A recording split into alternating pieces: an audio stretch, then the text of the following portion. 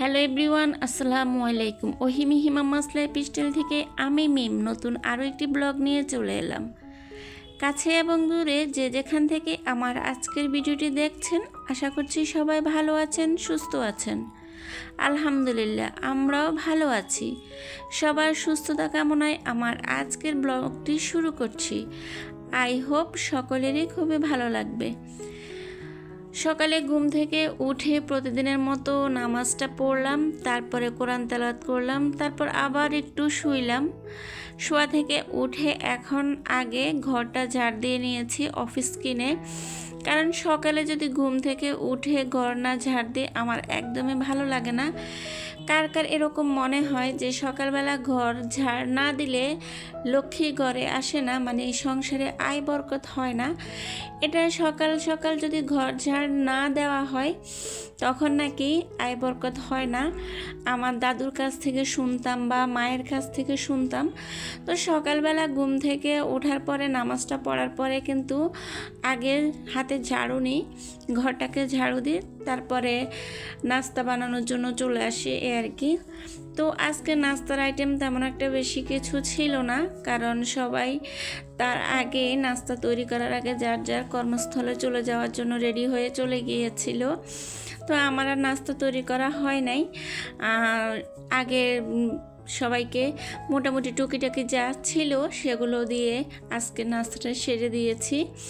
তো আমিও আজকে তাদের মতোই চা বিস্কিট নিয়েছি আর আম কেটে নিয়েছি। অবশ্য তাদেরকে পাউরুটি টোস্ট করে দেওয়া হয়েছে, কিন্তু আমি ওইটা নিই নাই, কারণ সকালবেলা তেল জাতীয় খাবার খেতে আমার একদমই ভালো লাগে না এ আর কি। তো সামান্য আজকে নাস্তাটাই করে নেব, কারণ আজকে অনেকগুলো কাজ করব, সে কারণে কিন্তু আজকে নাস্তা বানানোর জন্য তেমন একটা ঝামেলা করি নাই এ আর কি। তো আমি ছাটা নিয়ে বারান্দায় চলে আসলাম। এত বেশি বাতাস আজকে বারান্দার মধ্যে, বিশ্বাস করুন অনেক ভালো লাগছে। ইচ্ছে করছে না কোনো কাজে করতে, শুধু মন চায় বারান্দায় দাঁড়ায় থাকি আর এত সুন্দর বাতাস অনুভব করি। কিন্তু করার তো কিছু নাই, আমরা যেহেতু নারী হয়ে জন্মেছি, সকালবেলা হাতা খুন্তি নিয়ে বের হওয়া এটা আমাদের নারীদের একটা স্বভাব বলুন আর মানে পার্মানেন্ট চাকরি বলুন, যেটাই বলুন না কেন, এটা আমাদের করতে হয়। শত অসুস্থ থাকলেও, শত কিছু থাকলেও আমাদের নারীদের কিন্তু হাতা খুন্তি নিয়ে মানে কিচেন রুমে থাকতেই হয়। তো মোটামুটি নাস্তা খাওয়ার পরে কিচেন রুমটাকে পরিষ্কার করে নিলাম। আর এই যে দেখুন আমার কিচেন রুমটা। আর মোটামুটি ভাতও বসিয়ে দিয়েছি, কারণ ভাত ডাল চুলার উপরে বসিয়ে যখন দিই তখন আমার অনেকগুলো কাজ মনে হয় যেন হয়ে যায়। তো সে কারণে নাস্তা খাওয়ার পরে আমি আর এক মুহূর্ত দেরি করি না, আগে ভাত আর ডাল চুলার উপরে বসিয়ে দিই। আর যেগুলো রান্না করব সেগুলো ফ্রিজ থেকে বের করে ভিজিয়ে রাখি। এটা হচ্ছে আমার মানে স্টেপ বাই স্টেপ কাজের মধ্যে একটা নিয়ম। তাহলে মনে হয় কি সবগুলো কাজ একদম সহজ এবং সুন্দরভাবে গুছিয়ে করা যায়। আর এই তো এ পাকে আমি নাস্তা খাওয়ার পরে যেগুলো হয়েছিল সেগুলো একটু ধুয়ে নিচ্ছি, কারণ নাস্তা খাওয়ার পরে যদি এগুলো না ধুই তাহলে দেখা যায় কি এগুলোর মধ্যে ময়লা লেগে থাকবে আর সহজে ধুইতে গেলে উঠবে না। তো সাথে সাথে আসলে থালা বাসনগুলো ধুয়ে ফেলাটাই ভালো এই আর কি। তো আমিও সে কারণেই এগুলো ধুয়ে নিচ্ছি। আর ধুতে ধুতে আপনাদের সঙ্গে একটা কথা শেয়ার করি, সেটা হচ্ছে কি আজকে মনটা একদমই খুবই খারাপ, কোনো কাজে করতে মন চাইছিল না।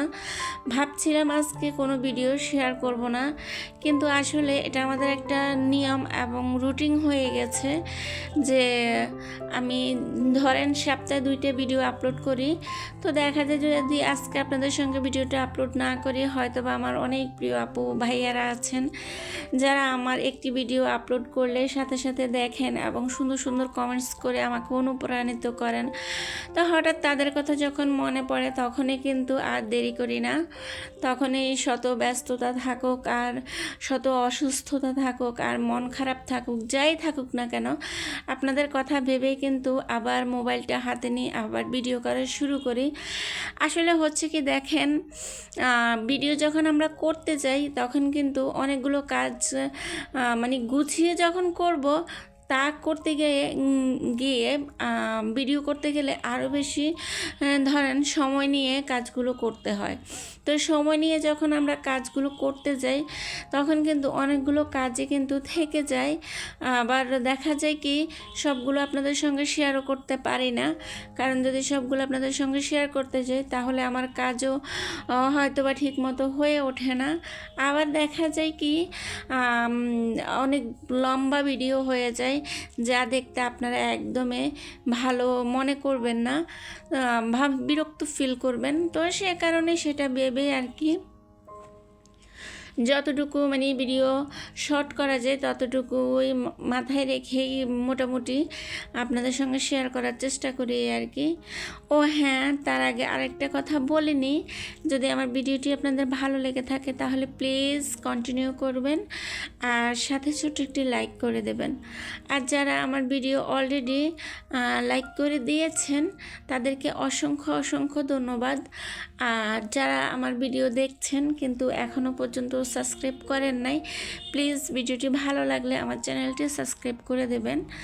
তো সকালে নাস্তা শেষ করার পরে থালা বাসনগুলো ধুয়ে ফেললাম, এখন বিছানাটা গুছিয়ে নিচ্ছি। বিছানা কিন্তু আমি অলরেডি ঘুম থেকে ওঠার পরে গোছাই, এটা আমার মানে রুটিনের মধ্যে আরেকটি কাজ, যেটা আমি ঘুম থেকে ওঠার পরে যদি না গোছাই পেলি আমার কাছে একদমই ভালো লাগে না। যেহেতু আমরা মানে গরম হোক শীত হোক আমরা মশিটা টাঙাই, তো যখন মশি টাঙানো থাকে তখন দেখা যায় কি খুবই বিশ্রী লাগে। আর হঠাৎ করে কোনো একজন মেহমান বা বাহির থেকে কেউ চলে আসলো, দেখতেও কিন্তু খুবই বাজে লাগে। তো সে কারণে আমি ঘুম থেকে ওঠার সাথে সাথে আমার সব বিছানাগুলো আগে ভালোভাবে একটু গুছিয়ে নেওয়ার চেষ্টা করি আর কি। মোটামুটি গুছিয়েছি, কিন্তু দেখা যায় কি অনেক সময় বাচ্চারা আবার শোয়ে উঠে বসে, আর মিহি তো ও কী করে টেবিলে একদমই পড়তে বসতে চায় না, ও বেশিরভাগ সময়টাতেই কী করে বিছানাতে পড়ালেখা করে। ওর বিছানায় পড়ালেখা করতে অনেক ভালো লাগে, মানে কিছুক্ষণ শুয়ে শুয়ে লিখবে, বসে লিখবে, আবার এই যে মানে শুয়ে শুয়ে পড়বে, আবার বসে লিখবে, আবার মন চাইলে দাঁড়ায় যাবে, মানে ওর অদ্ভুত অদ্ভুত কাণ্ড এই আর কি। তো সেই কারণে ও বিছানাতে কিন্তু পড়ে। আর দেখা যায় কি দুজন যদি একই মানে টেবিলে পড়তে বসে তখন কিন্তু অনেক ঝামেলা হয়ে যায়। সে কারণে একজনকে খাটের মধ্যে বসাই, আরেকজনকে টেবিলে বসাই, দুজনকে যখন আলাদা রুমে দিই তাও আমার মহা ঝামেলা হয়ে যায় এই আর কি। তো আমি ছেলের টেবিলটা একটু আজকে গুছিয়ে দিচ্ছি, যেহেতু ও ছেলে মানুষ, একদমই কোনো কাজে ওর মন বসে না। কোনো কাজ কি বলবো, ওর একটু পড়ালেখাতেও মন বসে না। তারপরও কি করব, করার তো কিছু নাই। আল্লাহর দরবারে মানে ওর জন্য দোয়া করতেছি যাতে ওর পড়ায় একটু মন বসে এই আর কি। সামনে তো ওর পরীক্ষা, ওর প্রিপারেশনও অত বেশি ভালো না, তারপরও মানে ওর পড়ার প্রতি কোনো আগ্রহই নাই। দেখি মানে আল্লাহ কতটুকু কি করে এ আর কি। সে বর্ষায় পড়ে আছি, সাথে আপনারা অবশ্যই দোয়া করবেন আল্লাহ তাআলা যেন তাকে একটু পড়ালেখার প্রতি আগ্রহী করে তোলেন এই আর কি। ও কখনোই ওর এই টেবিলটাকে গুছাবে না যখনই মানে আমি একটু গুছিয়ে দিই। আমার কাছে মনে হয় যেন সুন্দর গোছানো পরিপাটি একটা টেবিল থাকলে হয়তোবা তার ভালো লাগবে, হয়তোবা পড়ার পরিবেশটা যদি সুন্দর থাকে তার মনও ভালো লাগবে, পড়তে ভালো লাগবে। ও তো সবসময় পড়তে বসলে এলোমেলো করে রাখে, কিছুক্ষণ পরে আমি গিয়ে আবার ওকে টেবিলটা একটু গুছিয়ে দেওয়ার চেষ্টা করি এই আর কি। এটা হচ্ছে মা হিসেবে আসলে একটা দায়িত্ব বলেন, কর্তব্য বলেন, ভালোবাসা বলেন, যেটাই বলেন না কেন পালন করার চেষ্টা করি যাতে করে ওর মন মানসিকতা ভালো থাকে আর ওর পড়ার প্রতি একটু মন বসে এই আর কি। তো আমি একটু ড্রয়িংয়ে চলে আসলাম, ড্রয়িংয়ে এসে ড্রয়িংয়ের এখন সোফাগুলোকে একটু ভালোভাবে পরিষ্কার করে নেব আজকে। প্রতিদিনে সপ্তাহে একদিন ডিপ ক্লিন করি, কিন্তু আজকে কোনো রকম একটু ঝাড় দিয়ে তারপরে এগুলোকে পুরো ঘরটা আবার একটু ঝাড়ু দিয়ে নেব এই আর কি। কারণ এত বেশি ধুলোবালি আসে, কোত্থেকে যে এত ধুলোবালি আসে আল্লাহই ভালো জানে। প্রতিদিনই এত ধুলোবালি, আল্লাহ বিশ্বাস করুন মনে হয় যেন পুরো বাতাসের ধুলিবালি সব আমার মানে বাসার মধ্যে এসে পড়ে। এত ধুলিবালি কোত্থেকে আসে আল্লাহই ভালো জানে। আর এখানে একটা বড় সমস্যা হচ্ছে কি জানেন, আপনাদের ভাইয়া সবসময় আমার ব্যালকনি জানালা সবগুলো দরজা খুলে রাখবে। এটার কারণ হচ্ছে কি, ওনার বাহিরের বাতাসটা খুবই ভালো লাগে। তো সে কারণে উনি কী করে, সবগুলো ব্যালকনি এবং জানালার দরজা খুলে রাখবে। আমি অনেক সময় বলি, দেখেন ওই যে পাশের ফ্ল্যাট, ওই যে আমাদের জানালা দিয়ে দেখা যায়, কেউ এত জানালা খুলে রাখে না, কিন্তু আপনি এত জানালা খুলে রাখেন, প্রচুর বালি এসে কিন্তু ঘরের সবগুলো ফার্নিচার ভরে যায়। কে শোনে কার কথা বলেন? আমি বলতেই পারি, সোনার মালিক যদি না শোনে করার কি কিছু আছে? মানে যত 12টা সব আমারই বাজে আর কি। তো আজকে বাবার বাড়ি থেকে মোটামুটি কিছু কিছু আইটেম দিয়েছে। আইটেম বলবো না, এগুলো হচ্ছে কি বাবার বাড়ি থাকলে মেয়েদের যতটা সুবিধা আর কি, সেই সুবিধাটা আমি কিভাবে ভোগ করি তাই আপনাদের সঙ্গে শেয়ার করছি। আসলে মা বাবা থাকলে মেয়েদের কতটা উপকার হয়, বা মা বাবা মেয়েদের কতটা ছায়া দিয়ে রাখে, এটাই আর কি। এই যে দেখুন, একটা মাত্র আপনার ড্রাগন ফল নিয়ে এসেছে। একটা নিয়ে আসে নাই, বাসার জন্য 4টা নিয়েছিল, তো সেখান থেকে মা একটা ড্রাগন ফল পাঠাই দিছে, অল্প কিছু কাঁঠাল, 4-5টা আম, মানে ওনাদের ঘরের জন্য যাই আনে না কেন সেখান থেকে মা চেষ্টা করে অর্ধেক আমাকে দিয়ে দেওয়ার জন্য। শুধু আজকে এই বিষয়টা না, প্রতিদিনেই যখনই যাই হয় মা সেখান থেকে তাই বাবার হাত দিয়ে পাঠিয়ে দেয়, নয়তো বা মা নিজে নিয়ে আসে। এই মাছগুলো, এই যে দেখছেন এই মরিচগুলো, এগুলো কিন্তু আমাদের গাছের, আর এগুলো কিন্তু অলরেডি আমার মোটামুটি 2-3 দিন হয়ে যাবে। তো আসলে বাবার বাড়ি থেকে যাই আসে আমার কিন্তু মাস শেষে বলেন সপ্তাহে বলেন তেমন একটা বাজার করতে হয় না। মা যতটুকু পারে অনেক সময় তরকারি পাঠায় দেয়, অনেক সময় দেখা যায় কি মানে রান্না করার আইটেমগুলোও পাঠায় দেয়। এই যে ওই দিন লতি, সসিন্দা, তারপরে আমাদের এদিকে ধুন্দুল বলে, জানি না কোন জেলায় কি বলে, তো এরকম প্রায় অনেকগুলো তরকারি, লাউ শাক, কুমড়ার শাক, পুঁই শাক, এগুলো আসলে আমাদেরকে কিনতে হয় না। আমরা দেখা যায় কি আপনাদের ভাইয়া শুধু শুকনো বাজারটা আর মাছের বাজারটা মাঝে মাঝে করেন, আর নয়তো বা যাই হোক না কেন বাবার বাড়ি থেকে আসে আলহামদুলিল্লাহ। আর এই যে দেখছেন একটা লেবু, আসলে এগুলো দেখানোর উদ্দেশ্য হচ্ছে কি জানেন, মানে কত মায়া কত মমতা ভরা এই জিনিসগুলোতে। একটা লেবু দেখেন গাছে মাত্র 3টা লেবু, সেখান থেকে মা একটা লেবু পাঠাই দিছে। তো কতটা মানে মা বাবার আন্তরিকতা সেটাই আপনাদের সঙ্গে শেয়ার করছি আর কি। আসলে যতদিন মা বাবা আছেন ততদিনে কিন্তু দেখা যায় কি ভাই বলেন, ভাইয়ের বউ বলেন, সবার কাছে কিন্তু আন্তরিক থাকবো। জানি না পরে কতটা থাকবো, কিন্তু এখন মা বাবা যতটুকু করছে, সাথে সাথে ভাই ভাইয়ের বউ আলহামদুলিল্লাহ অনেক অনেক করছে। তো শুক্রিয়া মহান আল্লাহর দরবারে। আর আজকে রান্না করব মোটামুটি ওই যে মা ভেন্ডি দিয়েছিল সেই ভেন্ডিগুলো রান্না করব, আর হচ্ছে কি সাথে একটা বেগুন কেটে দিয়েছি। আসলে ভেন্ডির সাথে যদি আপনার একটা বেগুন কেটে দেওয়া হয়, বিশ্বাস করুন অনেক মজা। প্রথমে কিন্তু আমি এটা জানতাম না, আমি কখনোই ভেন্ডির সাথে অন্য কোনো তরকারি ইউজ করি নাই, ভেন্ডিটাই শুধু ভাজি করতাম। তো একদিন হঠাৎ কি হয়েছিল, ঘরের মধ্যে মানে অল্প কিছু ভেন্ডি আছে, মাত্র কি বলবো 5-6টা। তো এই 5-6টা আসলে কারোই হবে না, তো আমি ভাবলাম কি দেখি 2টা বেগুন দিয়ে দেখি কেমন হয়। আসলে সত্যি কথা, বেগুনটা দেওয়ার পরে ভেন্ডির স্বাদ অটোমেটিক মানে অন্যরকম লেভেলের স্বাদ হয়েছিল, খেতে অনেক ভালো লেগেছিল। আমার বাচ্চারা অনেক অনেক মজা করে খেয়েছিল এই আর কি। আর এখানে মা যে মাছগুলো দিয়েছে সেখান থেকে একটা মাছ রান্না করব ধুন্দুল দিয়ে। বাচ্চাদের জন্য রান্না করব, ওদের জন্য মাছটা, ওরা অবশ্যই ভেন্ডি ভাজি খায়। আর আজকে ডাল রান্না করব, ব্যাস বেশি কিছু রান্না করব না, মোটামুটি এগুলো দিয়ে হয়ে যাবে।